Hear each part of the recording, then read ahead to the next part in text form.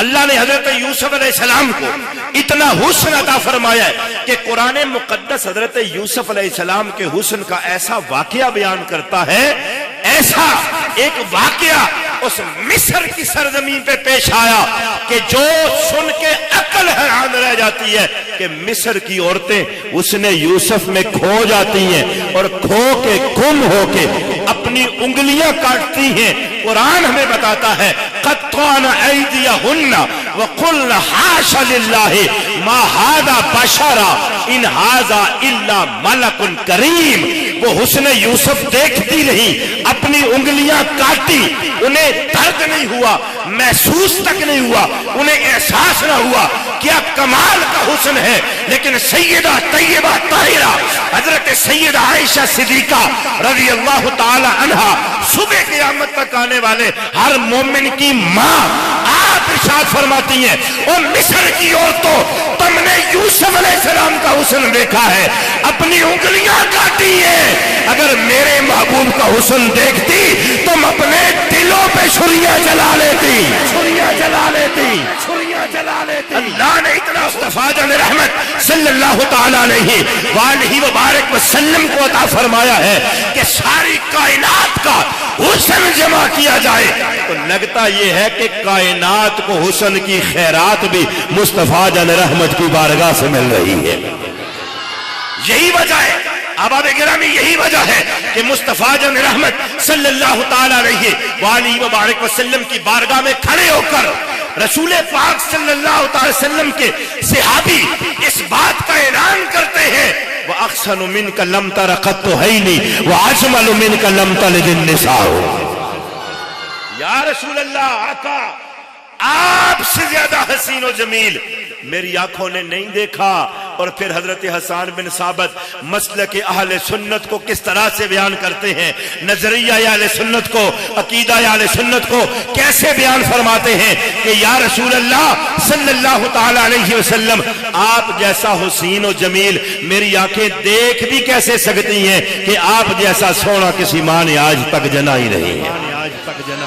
اللہ رب العالمین نے کیا حسن عطا فرمایا، کیا رب العالمین نے وجاہت مصطفیٰ جان رحمت صلی اللہ تعالی علیہ وآلہ وبارک وسلم کو عطا فرمایا۔ میرے پاک نبی صلی اللہ علیہ وسلم کے صحابہ بیان فرماتے ہیں کیا کمال ہے، کیا فضل ہے، کیا شان ہے، کیا مرتبہ ہے۔ صحابہ بیان فرماتے ہیں ہم رسول اللہ کے سامنے بیٹھے ہوئے ہوتے، حضور علیہ السلام کے رخ پاک کا دیدار کر رہے ہوتے، ہم سامنے حضور کے بیٹھے ہوتے تو ہماری پشت کے پیچھے سے کوئی بندہ گزرتا، ظاہر ہے پیٹھ کے پیچھے سے کوئی بندہ گزرے تو پتہ تو نہیں چلتا نا کہ کون گزرا ہے، لیکن میرے پاک نبی کے صحابہ بیان فرماتے ہیں ہم رسول اللہ کے سامنے بیٹھے ہوئے ہوتے، ہماری پشت کے پیچھے سے کوئی گزرتا تو ہم جان جاتے تھے کہ کون گزرا ہے، ہم اس کو دیکھ لیتے تھے کہ کون گزرا ہے۔ صحابہ پیٹھ کے پیچھے سے بندہ گزرا ہے، آپ کیسے دیکھ لیتے تھے؟ کہا ایسے دیکھ لیتے تھے، سامنے مصطفیٰ بیٹھے ہوتے، ہم ان کے سامنے بیٹھے ہوتے، اللہ نے رخ مصطفیٰ میں وہ حسن دیا تھا کہ ہماری پیٹھ کے پیچھے سے گزرنے والے کسی بھی شخص کا عکس ہم مصطفیٰ جان رحمت کے چہرے میں دیکھ لیا کرتے تھے، چہرے میں دیکھ لیا کرتے تھے۔ قربان جائیں شاہ نصیر کی روح تڑپی اور آپ فرماتے ہیں بے مثل ہے کونین میں سرکار کا چہرہ، سرکار کا چہرہ، بے مثل ہے کونین میں سرکار کا چہرہ، بے مثل ہے کونین میں سرکار کا چہرہ، آئینہ حق ہے شاہ ابرار کا چہرہ۔ حضور علیہ السلام کے رخ پاک میں، سرکار کے رخساروں کے اندر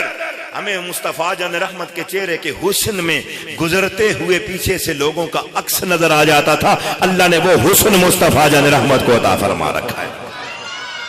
اہل محبت یہ کہتے ہیں، اہل محبت علماء یہ کہتے ہیں